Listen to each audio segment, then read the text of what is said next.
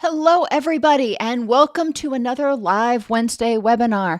We will be getting started in about 7 minutes, but I wanted to log in and say hello to everybody. It feels like it's been a minute since we didn't do the live AMA on Monday because of the holiday.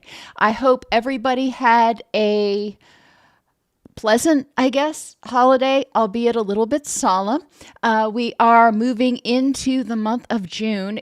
Hard to believe that we are literally halfway through the month, but that may be a good thing. That may be a good thing. For those of you in Florida, I know you're excited to hear that you are fixing to start hurricane season. I'm always a bearer of good news. Growing up in or living in Florida for the majority of my life, it was one of those things that just, you kind of expected. It's like winter. It just comes every season and you got to be aware of it. But hello, Yash. Hello, Lindsay. Hi, Crystal. I am doing excellent. Thank you, Crystal. How are you? And how are you, Lindsay and Yash? And Adriana, of course. How are you, Adriana? It's been quite a minute since I've connected with you as well, Adriana, because we've been kind of crazy over here. In a good way, in a busy way. So it's been somewhat exciting. Hello, Janine. Always good to see people. Hi, Shell. Well, I'm glad you are looking forward to the conversation, Lindsay. Is there anything in particular that you want to discuss, think about, learn about in relation to chronic illness and addiction? Hello, Danielle. What part of Virginia are you in? We lived in Warrenton for almost 2 years, which is just outside of Manassas. Really nice area, really nice area. I miss the cows up there.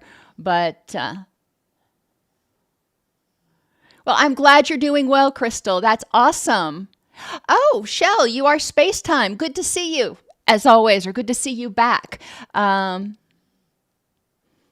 always interesting to connect actual names with people's handles. Hello, Dr. Darlene. Welcome back. Okay, Reston. Not far from where we were at all. When I was there, I actually used the Regis offices to see patients. So I was here, there, and everywhere between Manassas and Tyson's Corner. And so I got to know that area pretty well. And yeah, I do miss it some. My gosh, my garden just flourished up there. I don't know how the soil is different, but it was great. Hello, Joe Voorhees Collins. Good to see you.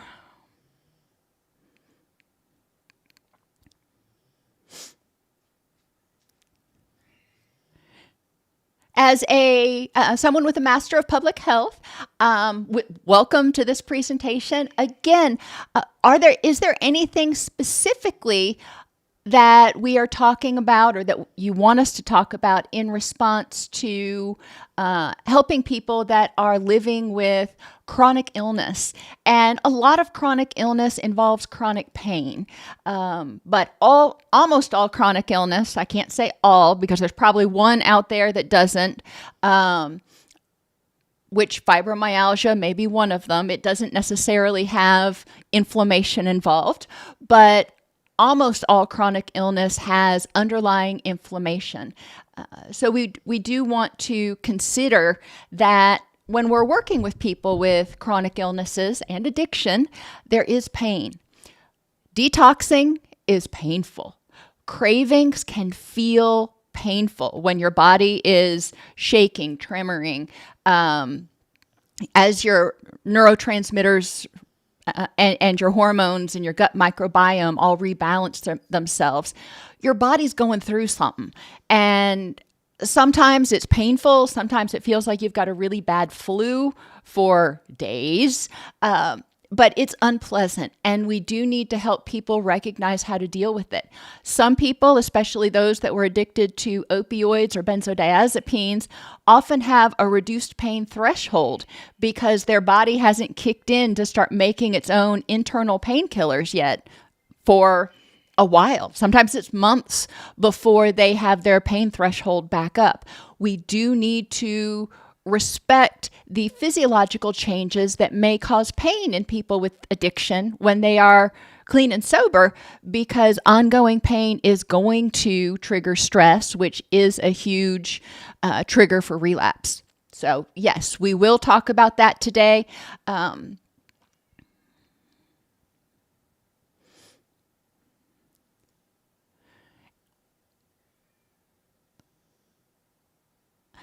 not sure what angle you're coming from there, Shell, as far as how OCD may play a factor in it. I'm not saying no. It's a very interesting perspective. I'm just trying to understand your point of view. So if you could elaborate, that would be great. Hello, Contador and Elakau. Oh my gosh, Joe, that is so awesome that you're here for that, because I will go as far as saying preach about the impact of stress on our A1C and how we've got to manage all sources of stress, physical, interpersonal, emotional, cognitive, and environmental, in order to help people manage their inflammation and A1C levels. So great to have you here. I'm glad we're kind of on the same page.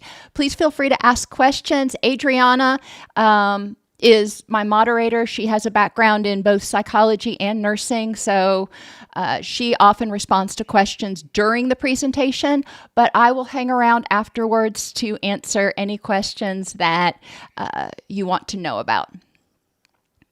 I'm glad you love Fit Cat, Mallory, or Mary, I'm sorry. I'm glad that is something that resonates with you. Hey, Roller Girl, always good to see you. Same to you, Heidi. I'm glad to see you. Mark.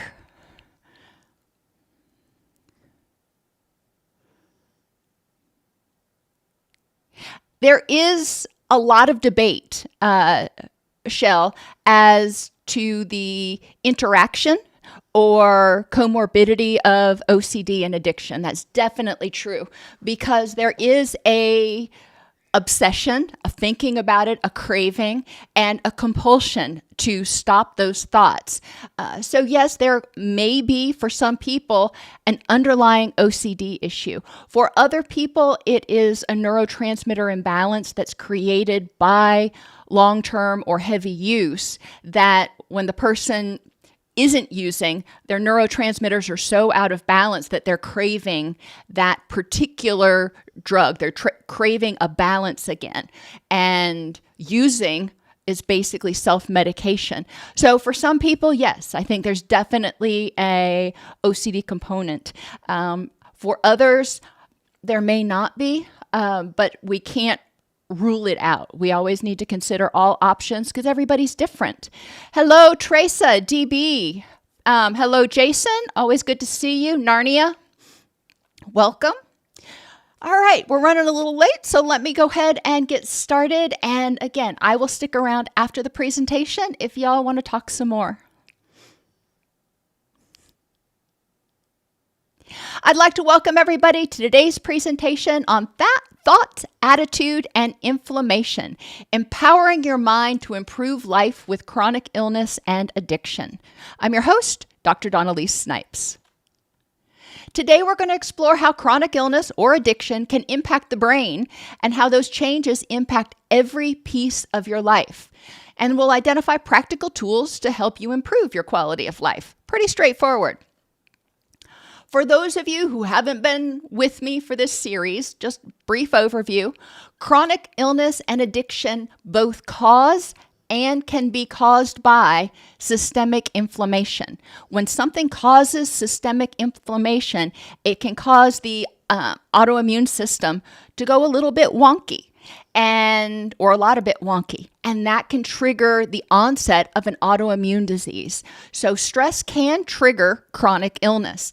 Likewise, chronic illness can trigger inflammation. When we're stressed for too long, our hormones and neurotransmitters get into a different balance, and that one of our stress hormones called cortisol loses its ability to suppress inflammation. So inflammation kind of starts running wild. That feedback loop that helps us turn on our stress response and off our stress response, that's gone.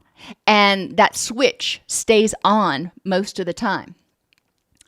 When we have chronic stress and systemic inflammation, it decreases people's ability to appraise situations effectively and factually. We kind of stay stuck in emotion-driven, emotion-focused. Makes sense. When we're in fight or flight, we are trying to protect ourselves. We're trying to survive. We're not in wise mind thinking mode. And when people have chronic inflammation, that registers in the brain as a stressor. When people have chronic stress, it registers in the brain as a stressor. So that keeps us in that fight or flight state. When we're in that state, it's hard to think clearly. Think about a time when you've been really stressed about something, whatever it is. Is it easy in the moment when that adrenaline and everything is coursing through your veins? Is it easy to step back and go, hey, let me just evaluate this logically? My guess is no. Once you get down-regulated and you're out of your stress response somewhat, then you can think more clearly. And it is proportional. When you're only a little bit stressed, you can think somewhat clearly, but not as well as you could if you were baseline. When you're really stressed, when you're just, wigging out, you're not stopping to think, what is the best thing to do at this point in time based on the facts? When people are experiencing chronic illness, addiction, inflammation, it's difficult to remember to use their coping strategies. Well, that means thinking. That means engaging the prefrontal cortex. And when we can't effectively do that because we're in fight or flight, then it's hard to use those coping strategies. And a lot of clinicians get frustrated with their clients because clients learn these coping strategies and then they, quote, won't use them. And it's important to recognize that the person is not willfully not using it. They're not thinking of it in the moment. When they're in the moment, they want to make it stop. And they go back to what has always worked.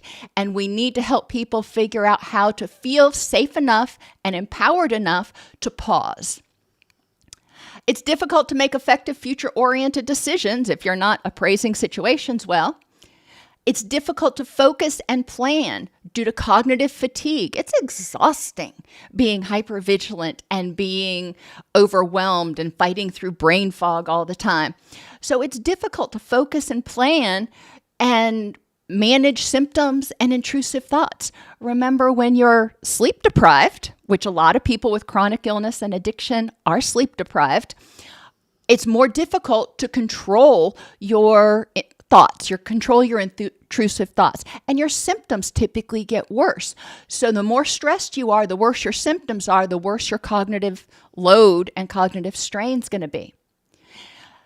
And it's difficult to see and recognize strengths and positives due to learned helplessness or attentional bias toward negative stimuli, which is a really flowery way of saying when you are miserable, it's hard to notice the flowers, the bunny rabbits, the rainbows. Your brain actually, when it's stressed, is programmed to focus on the threats and ignore the things that aren't threatening, which creates an imbalanced perception of reality, the facts in this context at this time, or FitCat, and it can cause people to feel more hopeless, more helpless, more powerless, and less safe.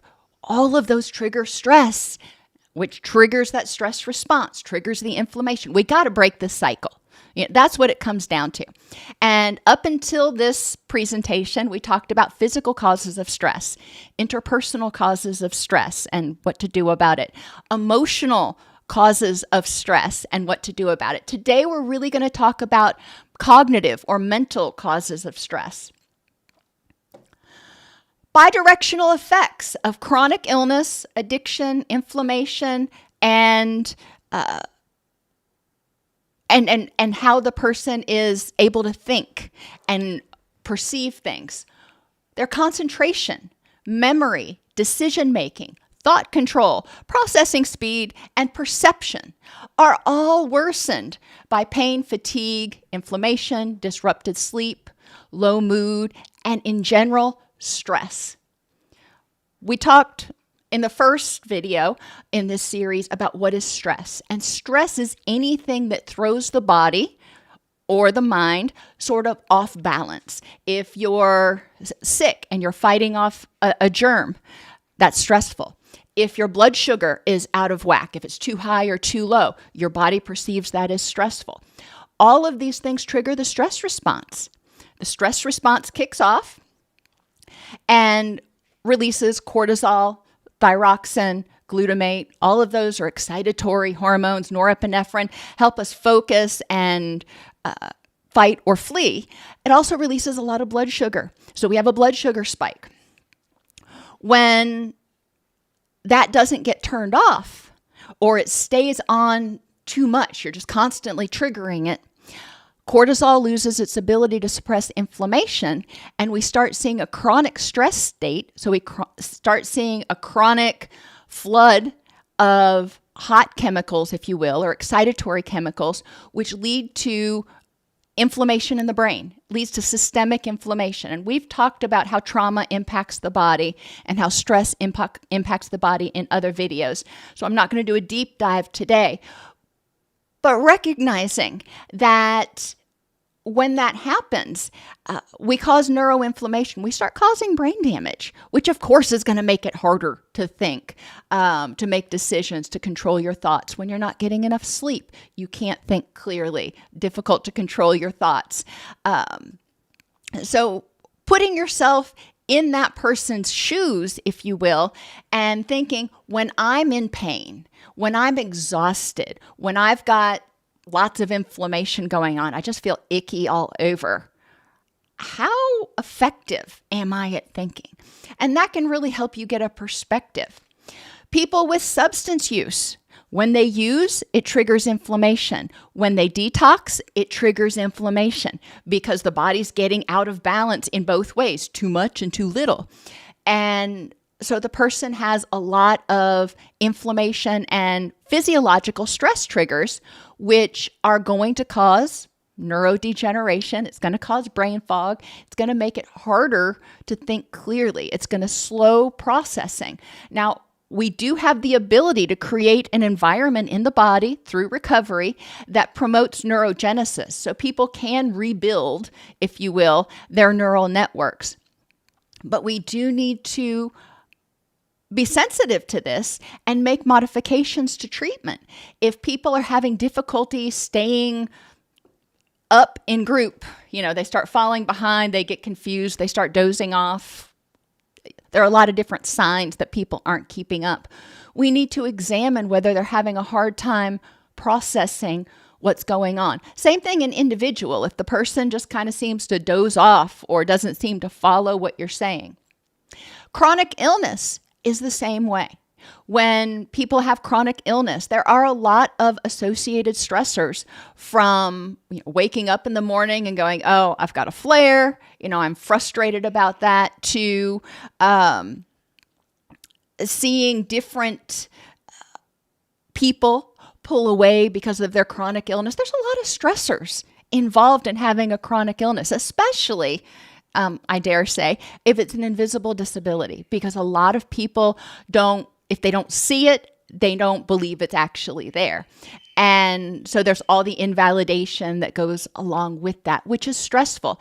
And when you're going into situations expecting people to not believe you, it ramps up your stress, which will impair your concentration, memory, decision-making, thought control, processing speed, and perception.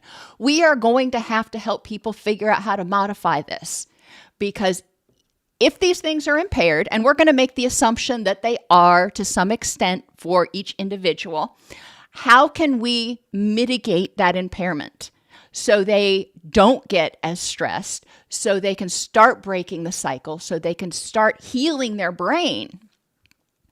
Stress negatively impacts the gut microbiome and affects gut-brain signaling. When that microbiome is altered because of stress, and the environment is not hospitable to the microbes that help make your calming chemicals and send the calming signals through your vagus nerve up to your brain. A different crew, if you will, is in the gut at that time. And the stress crew starts sending stress signals up to the brain.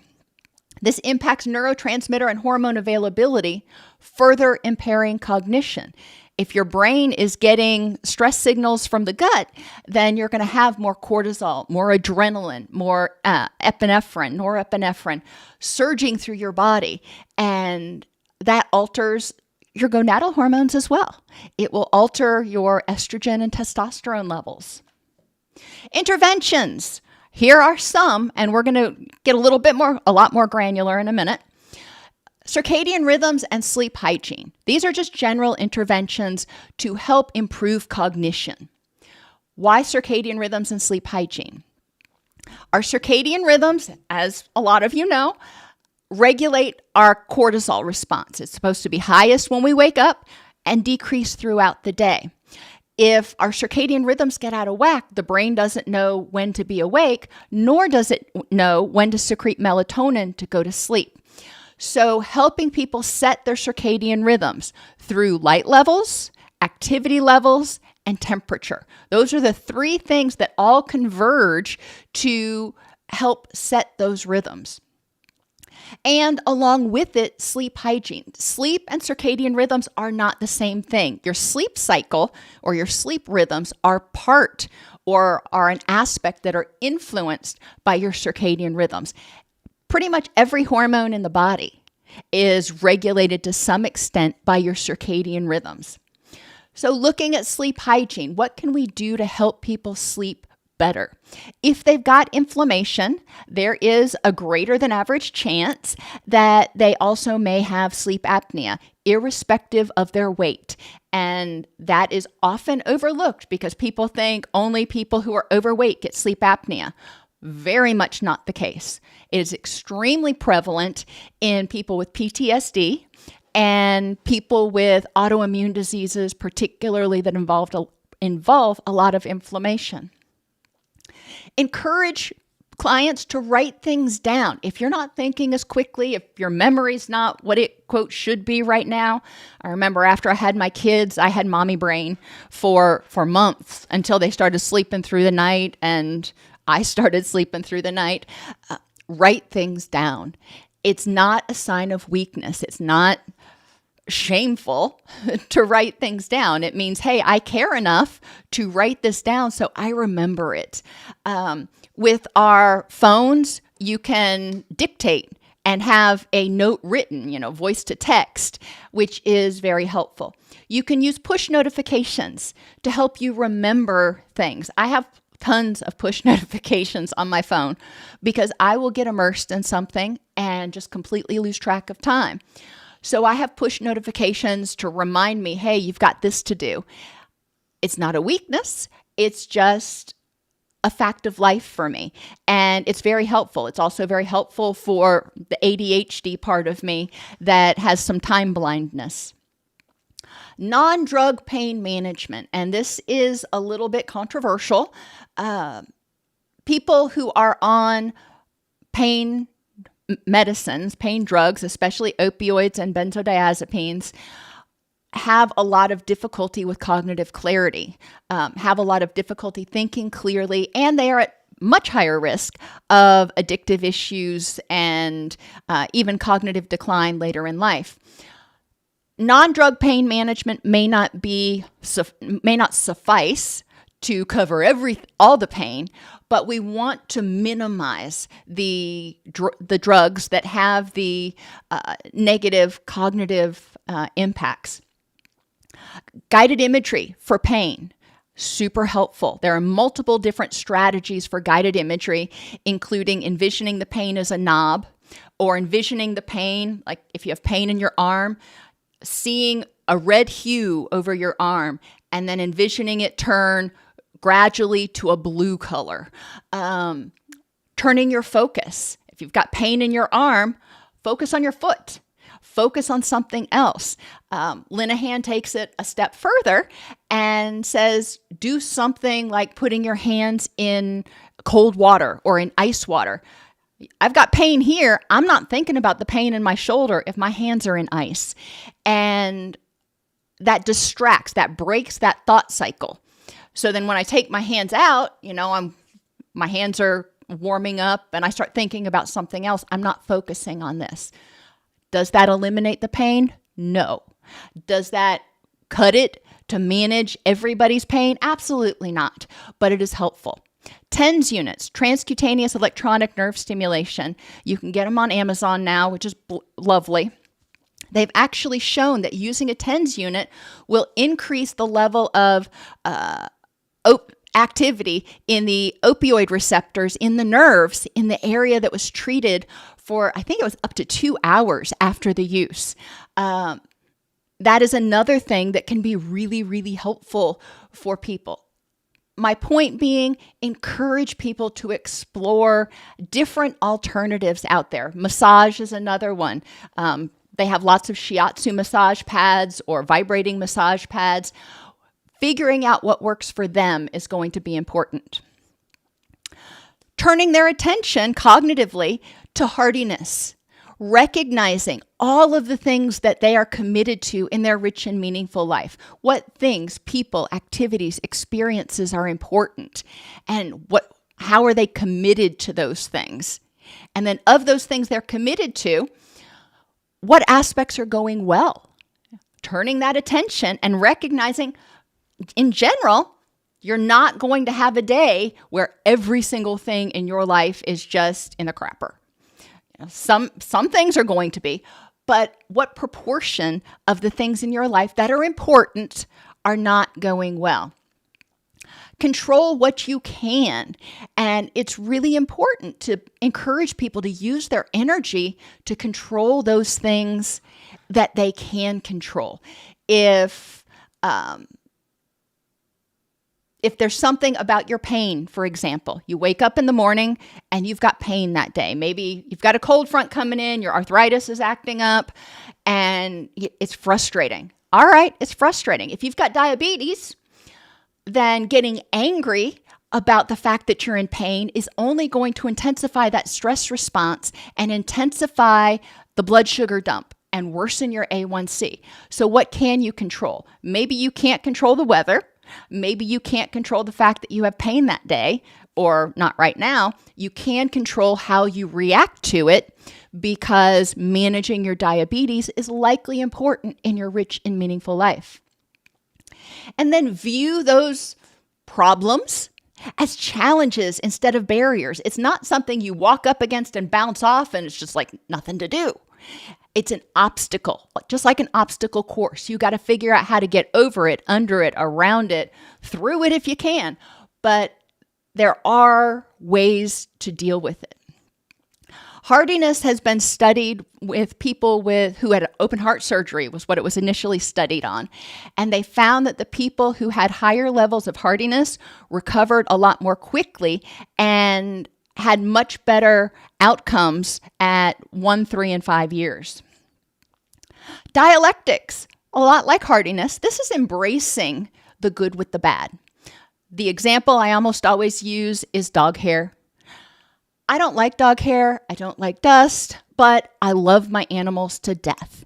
And yeah, I have to dust more often and vacuum more often and sometimes have to deal with cat hair on my microphone. But I wouldn't trade my animals for the world. So I embrace the good with the bad. Is the fur frustrating? Yeah. But what's important in my rich and meaningful life is my creatures. And I will accept the bad part with the good part. With having an illness, embracing the good with the bad. My daughter has POTS, and we've talked about that in multiple videos. And it's very frustrating for her, some of the things that she's limited in what she can do. But she also acknowledges the fact that it's gotten a lot better, and she focuses on, or tries to focus on, the things that she can do instead of the things that she can't. She embraces the fact that she's got limitations and living in the and. She's got limitations, and there are a lot of things that she can do to move toward her rich and meaningful life. Positive focus. This is a big one that I bring up a lot because the study was just so mind-boggling. They did a study with college students, and they had the college students journal for 20 minutes a day about what went right in their day, what went well, what went correctly. There was no negativity. It was 20 minutes of what went right. The other 23 hours and 20 minutes, they could do whatever they wanted. They found that a lot of their stress parameters remained reduced after the study ended when they had focused on the positive. They had encouraged themselves to notice the positive. Remember, I said when we're stressed, our brain ignores the positive and focuses on the negative. Well, these students were forced by the study. They forced themselves to acknowledge the positive. They weren't discounting the negative, but they were looking at the whole picture. And they found that, overall their mood was improved at 3 and 6 months afterwards. Partly, I think, because doing the study for 6 weeks trained them to better acknowledge and be aware of some of the positives that were going on. But that's just my speculation. Do this at dinner. When you're sitting with your family, have dinner time be, this is the positive time. If we're going to talk about stressful stuff, we'll do it after dinner or before dinner. But during dinner, we're going to focus on the positive for 20 minutes. Compassion is another important thing when you've got addiction, when you've got a chronic illness, whatever that illness is.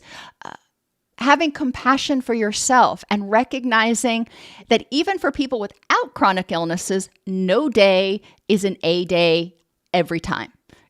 We're going to have days that we're not on our A game, and that's okay. Having compassion with yourself, having compassion for your body when your body says, yeah, I ain't got it today.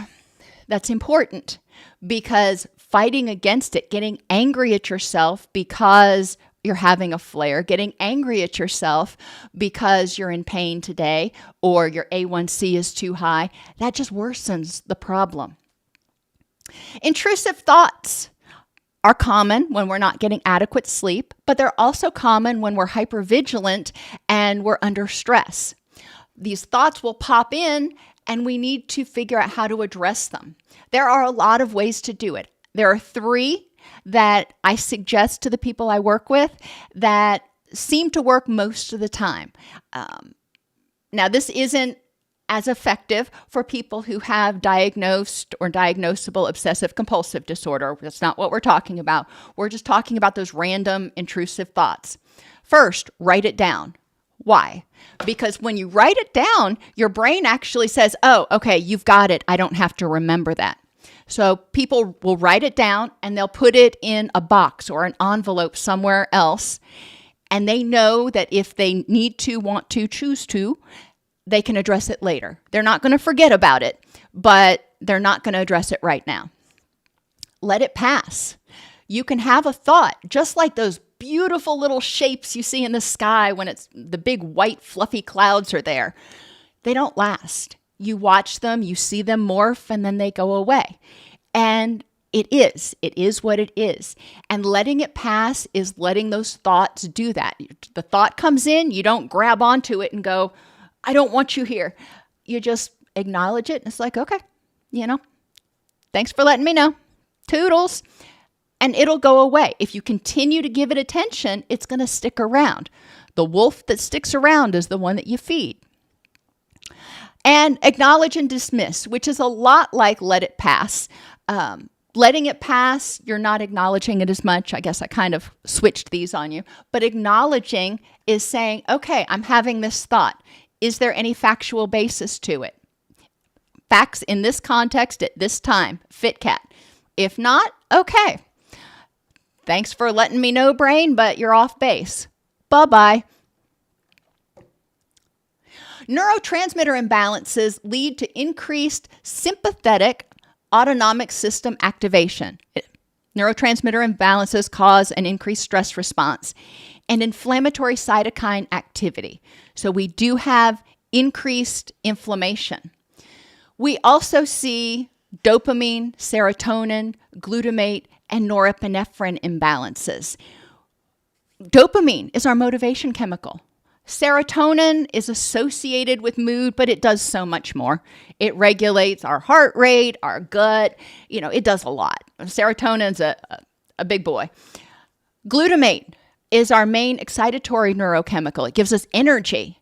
And norepinephrine helps us focus. So motivation, mood, energy, and focus.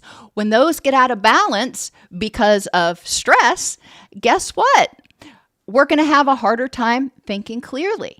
We're going to have a hard time making decisions and doing everything that we think we need to be doing.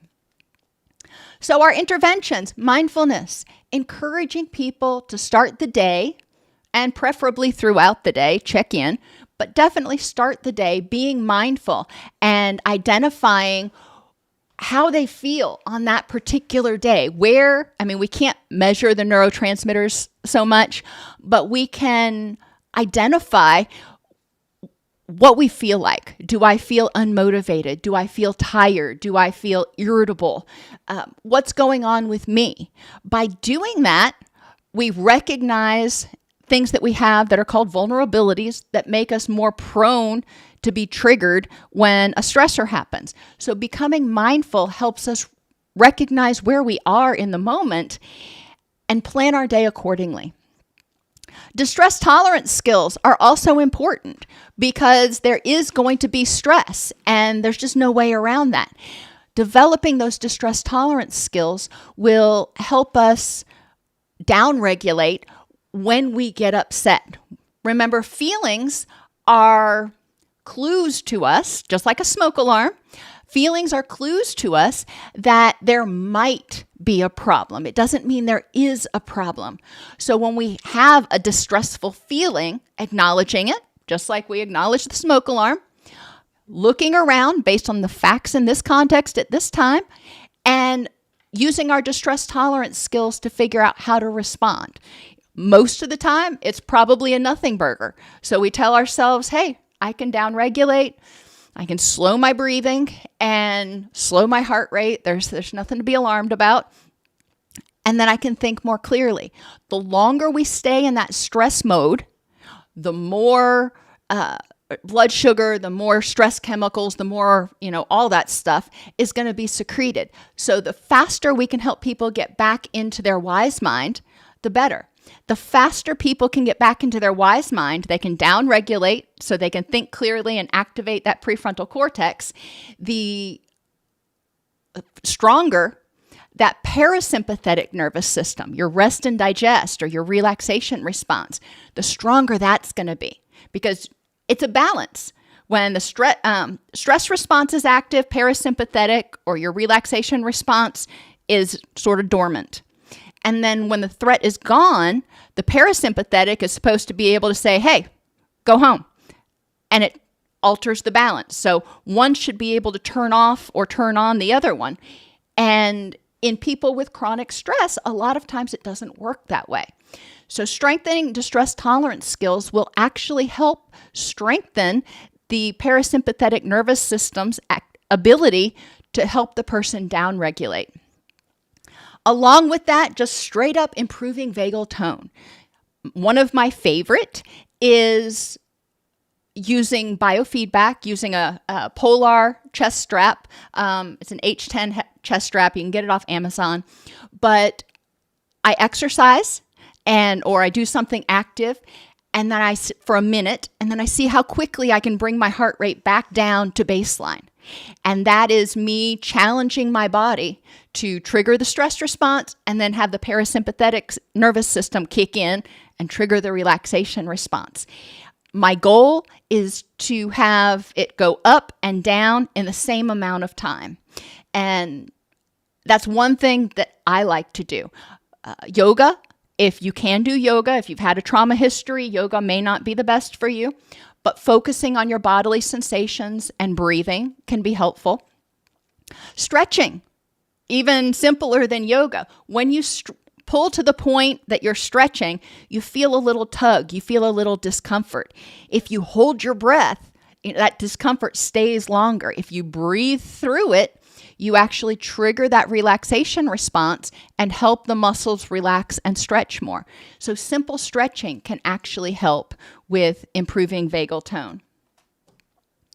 Cognitive distortions due to prolonged stress and learned helplessness further increase stress, inflammation, and cognitive and motivational impairments.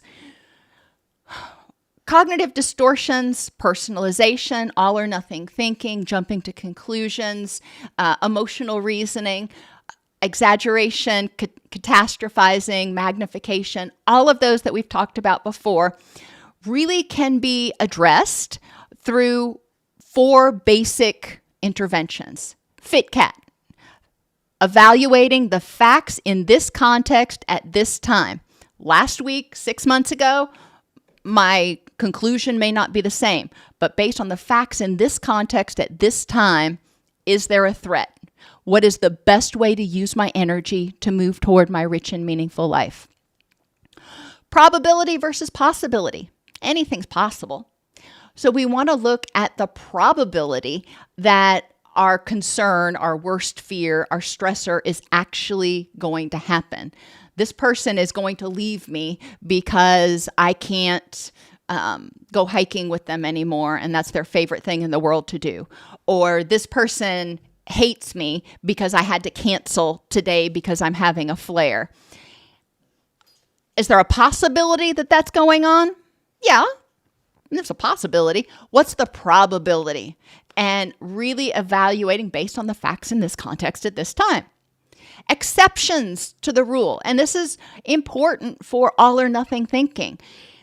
Somebody always leaves. People never are trustworthy. Always and never. Those are extreme words. So we want to look for exceptions. Is anybody perfect all the time? I don't think so. It's important to cut ourselves some slack and cut other people some slack too. Did this person get angry with you this time? Yes. Do they always get angry with you? What are some exceptions? And evaluating your beliefs about yourself, about the situation, based on those facts.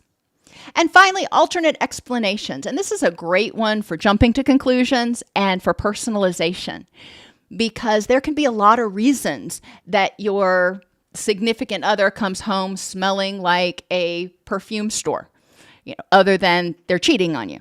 It could be that they went by some store and they wanted to get you body wash or something.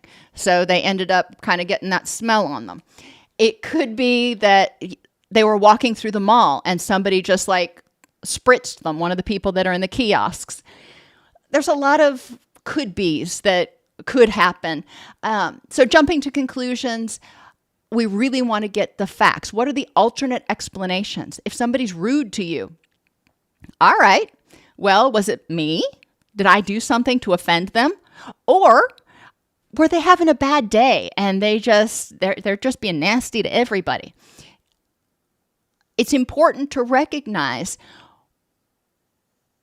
how our thoughts impact our stress levels. If we take everything personally, then it feels like we carry the weight of the world on our shoulders. There's a lot we cannot control. And there's a lot that happens that has absolutely nothing to do with us. Like the person who's having a bad day that, is rude to you. Well, you didn't have anything to do with that. That's their space. So taking responsibility for it or feeling offended by it is not a good use of energy. Problems with memory, attention, problem solving, and executive functioning increase stress, inflammation, and pain, and alter hormones and neurotransmitters. When we can't think clearly, when we have difficulty functioning in a neurotypical world, when we have difficulty functioning in an environment that's made for people who don't have our chronic illness, it can be stressful. And that stress triggers the stress response. This leads to reduced neuroplasticity, hippocampal atrophy, and prefrontal cortex hypofunction. which again, those are the fancy ways of saying we start shrinking our brain and killing off brain cells. And our prefrontal cortex, where we do all of our organizing, planning, understanding, decision-making, all of that stuff, it's not doing its job because it's not called into service. We're in fight or flight. That amygdala, that hippocampus, they're going, wide open. But the prefrontal cortex, we're not in our wise mind, so it's not being called to duty. And there's a decreased ability to adhere to nutrition, medication, and sleep routines. This is another issue. As clinicians, we need to take ownership of and not blame our clients when they're not doing what we told them to or what they should do. Just like when they're not using the coping skills that we know they have, we need to recognize that when people are in a stressed state, they tend to stay in a very small box of what has always worked, what is habitual, what is autopilot. They're not thinking, they're on autopilot. So they're doing what they've always done.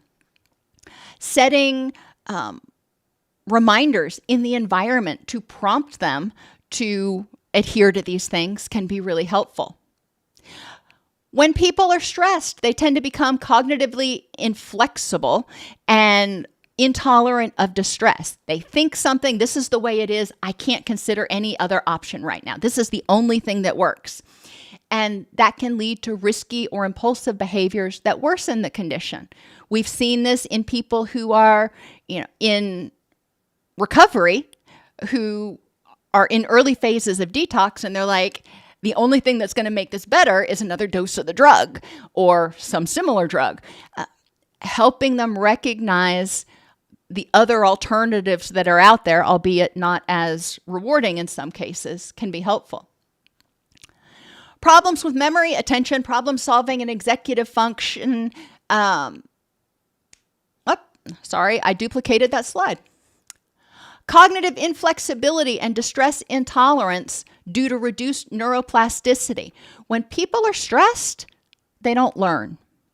That's just the way it is. We learn using our prefrontal cortex. And if the prefrontal cortex isn't involved, then it's going to be hard to learn anything. It's going to be hard to solidify that knowledge and generalize it to other things because we're too worried about surviving, not thriving.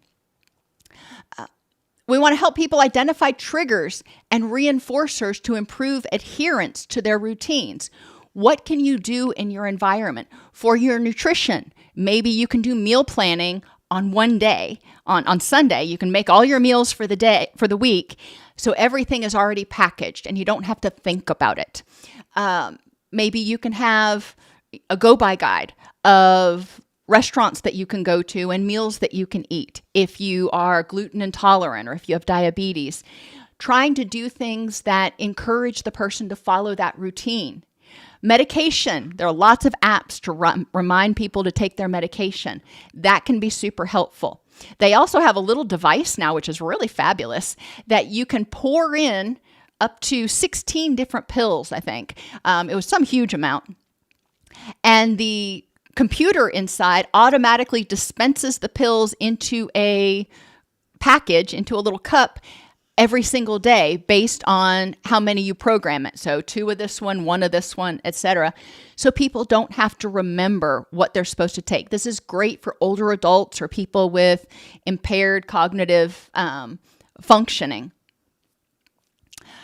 As far as sleep routines, encouraging people, setting alarms to remind them it's time to go to sleep, setting devices on their television as well as their phone to go into dark mode, to go into sleep mode where it blocks the blue light 2 hours before bed, even if they don't have to remember to do it. It's just going to happen automatically. And that can help them maintain a better sleep routine.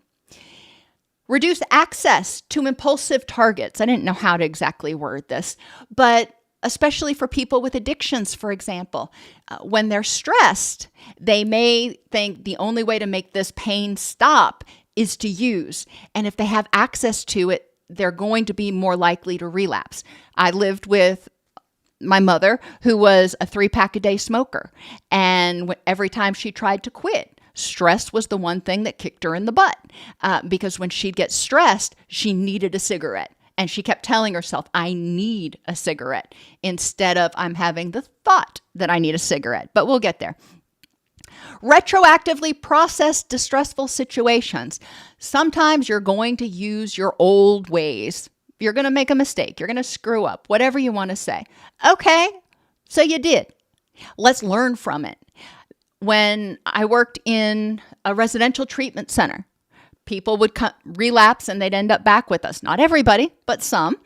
And instead of shaming people, which does absolutely no good, and it does whatever. I don't understand why people do that, but we don't want to shame people. We want to say, okay, what did we miss? What can we learn from this episode that led to your relapse or led you to choose using over this other behavior that you had started developing, like calling your sponsor or going to meetings? If somebody is at work and something happens and they let it just stress them the heck out, and it sends their blood sugar up, it sends their blood pressure up, it causes their pain to inflame. Okay, how could you have handled that situation differently to mitigate the impact of whatever was going on? A family member I have does not get along with their in-laws. And when they go to their in-laws' house, this family member almost inevitably, even on the way there, they start having symptoms of their condition, of their colitis. And by the time they leave, they usually end up in bed for like 3 days afterwards because the stress was just so overwhelming. And it breaks my heart. Retroactively processing, what can you do differently? And for this family member, they decided, I just can't subject myself to that toxicity. I can't do it. And that has been what they have had to do for their rich and meaningful life. And each person is going to process that differently. But it's important to learn from those episodes. What can I do differently so it doesn't happen again? Communication difficulties can lead to conflict. When people are having memory lapses or attention issues, it can make them seem disengaged, like they don't care, like they're being insensitive or disrespectful, which leads to conflict. It's important that we help people communicate to others. Right now, today, I'm having a difficult time focusing. This is what I need to do. And sometimes for me, I have that, as I mentioned, I've got some ADHD.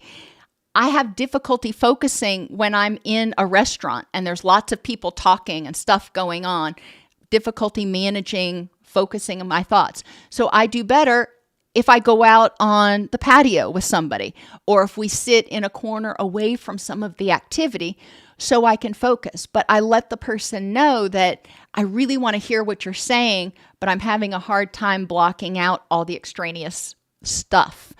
And that's not just ADHD. Anytime people are stressed, they're going to be more likely to be more distractible.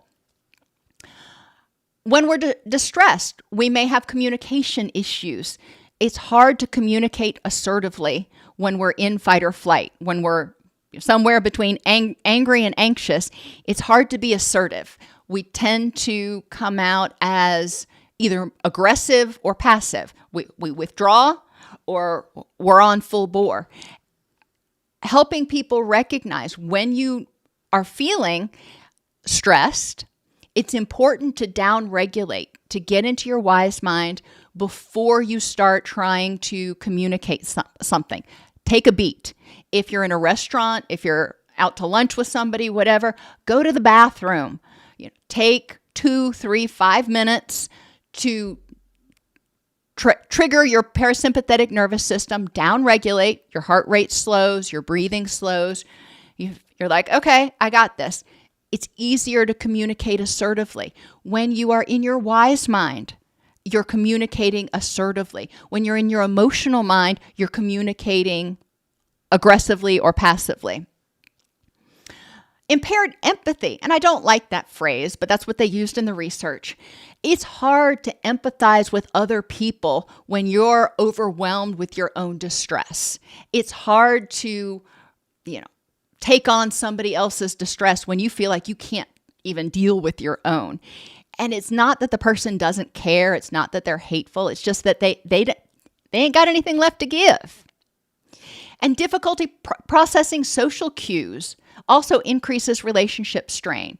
Again, if you're stressed, if you're having difficulty focusing, if you're already overwhelmed with your own stuff, then noticing social cues, those little fine micro movements, that's not going to be something that's high on your priority list. Helping people with chronic illnesses and addiction understand that when they're in a flare, when they're in an episode, when they're not in their wise mind, they need to be more cognizant, more mindful when they're interacting with others, and potentially communicate to others ahead of time if possible. Just so you know, when I'm having a flare, it's really hard for me to be patient, for me to be tactful, etc. Use schedules. When you're interacting with people, interact with them at your best time. For me, that's somewhere between 6 a.m. and noon. After noon, I start getting tired, I start getting cranky, brain foggy. Have people work on their own schedule. Reduce distractions when you're with other people. If you know that you have a difficult time removing distractions or focusing in noisy environments or distracting environments, choose a different environment.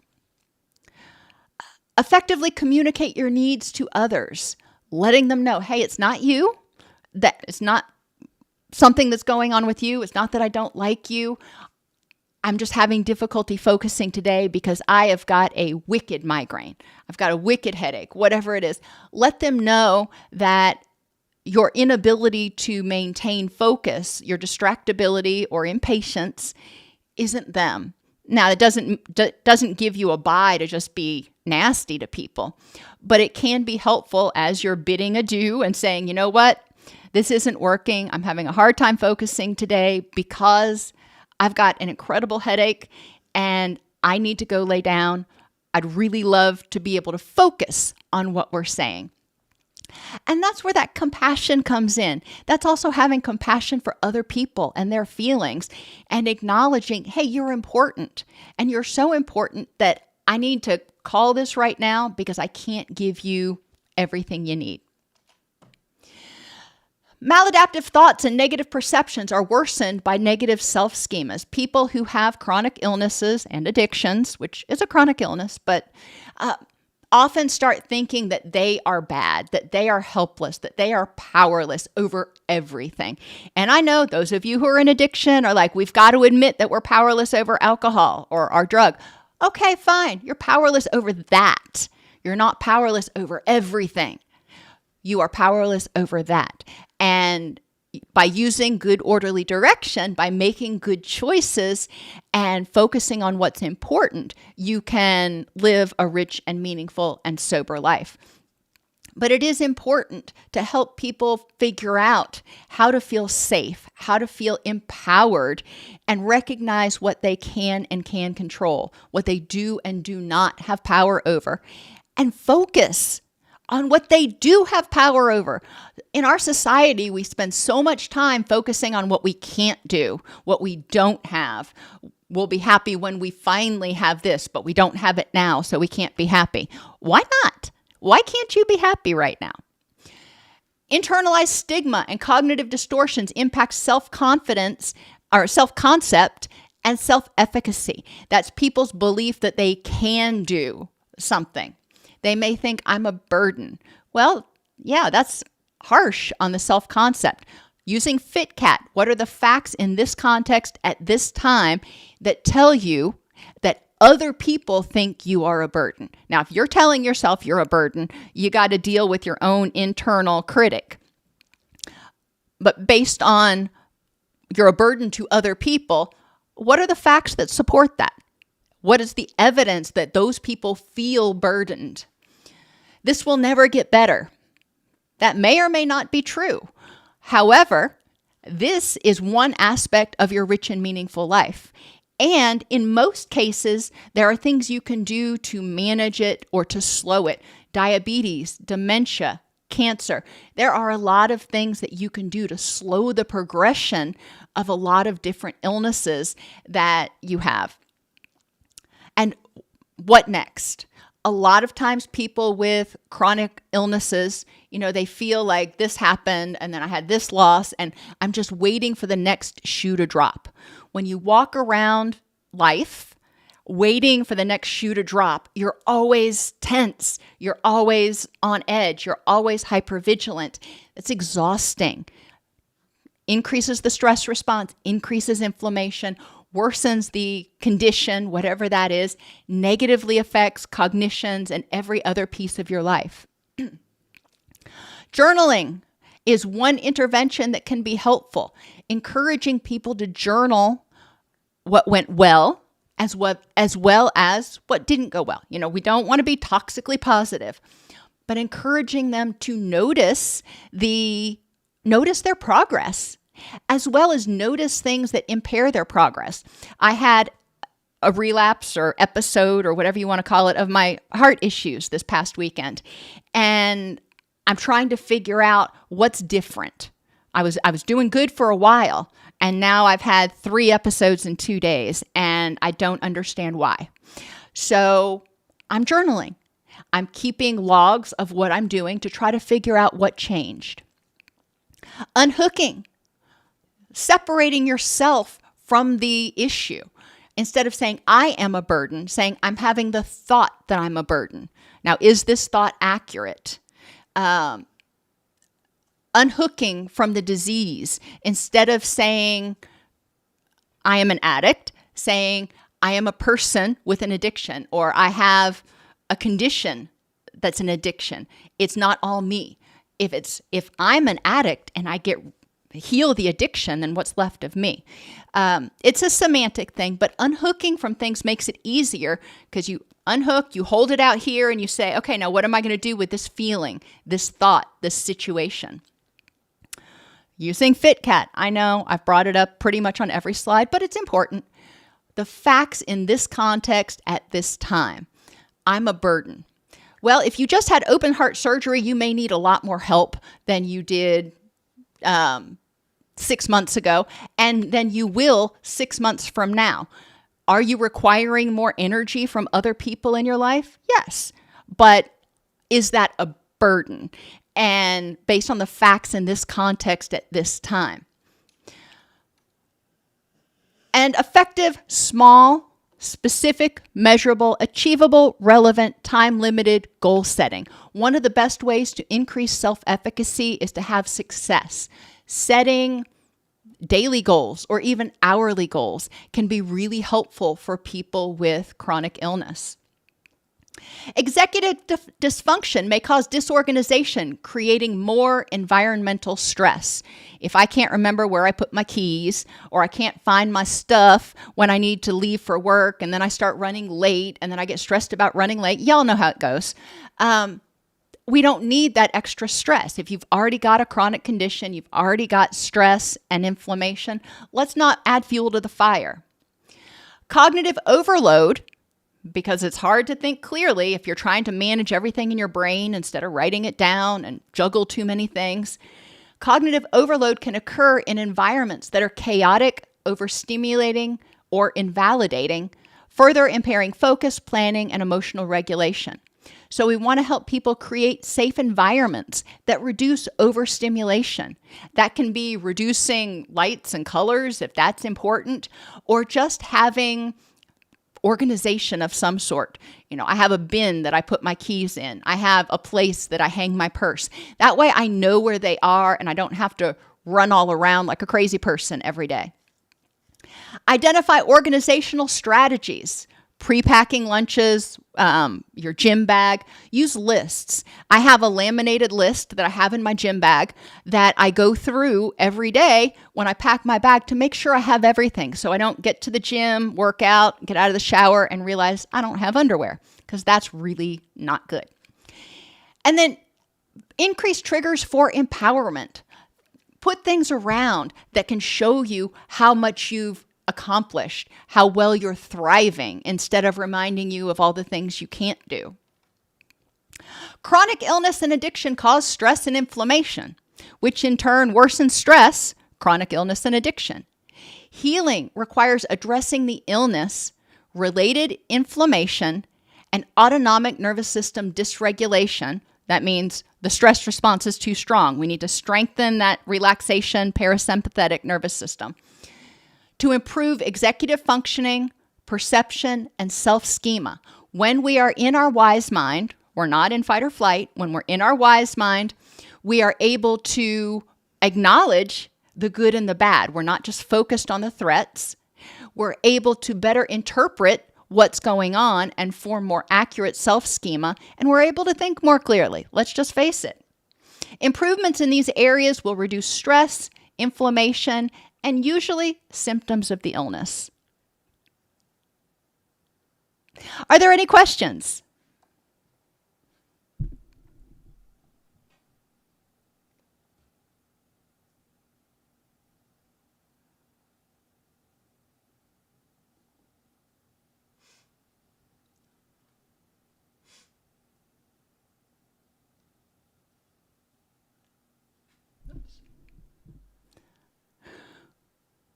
Well, I'm glad a lot of you found this helpful and useful. We will be talking next week about creating environments that are conducive to recovery and conducive to reducing stress so you can better live with a chronic illness. There was a fascinating article that I shared with you in the posts. If you go to the main YouTube page and you go to posts, used to be called community, they found that inhaling menthol, mint, actually reduces inflammatory markers and can improve cognitive functioning in people with dementia. And it's just another one of many types of aromatherapy. You've got lavender, you've got menthol, you've got rosemary. There's a lot of different terpenes out there that directly, when you inhale them, interact with your immune system and can help reduce inflammatory markers. So that's really cool, and we'll be talking about that a lot next Wednesday.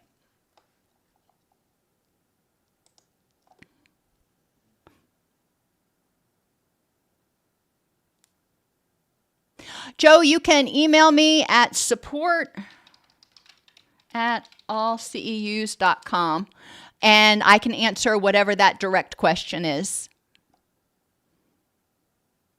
Narnia, great question. The body creates inflammation to help repair you.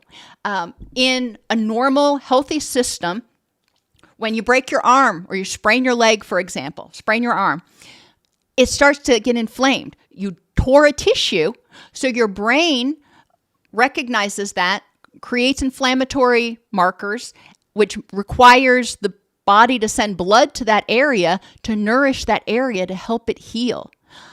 When it is controlled, when it's working correctly, inflammation serves to bring nutrients and healing molecules to areas that have been damaged to heal it, and then they go away. It's kind of like the ambulance crew. But when it's uncontrolled, when we've got inflammation everywhere, then there's nobody to say, okay, the healing's done.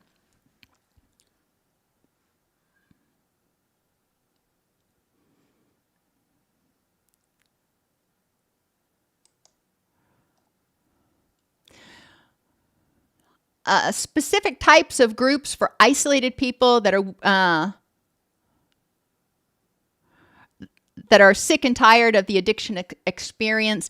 I mean, you can go to intherooms.com and that's a 12-step place where you can get support. There are some practices that are starting to offer online IOP groups. There are a lot of therapists that offer online therapy, if by isolated you mean they can't get to therapy. Telehealth can be really useful in those cases. Is it as good as in-person therapy? No. But it does help with a lot. And it can really help the person get to the place where they can take it on their own.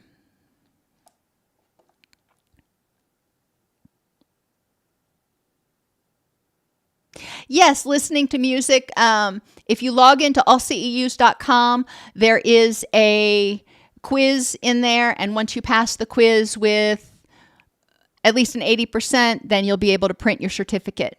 You are quite welcome, David.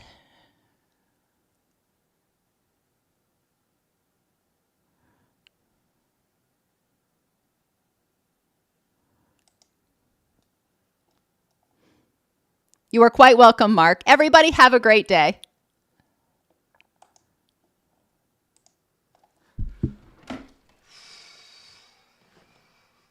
You're a jelly boy.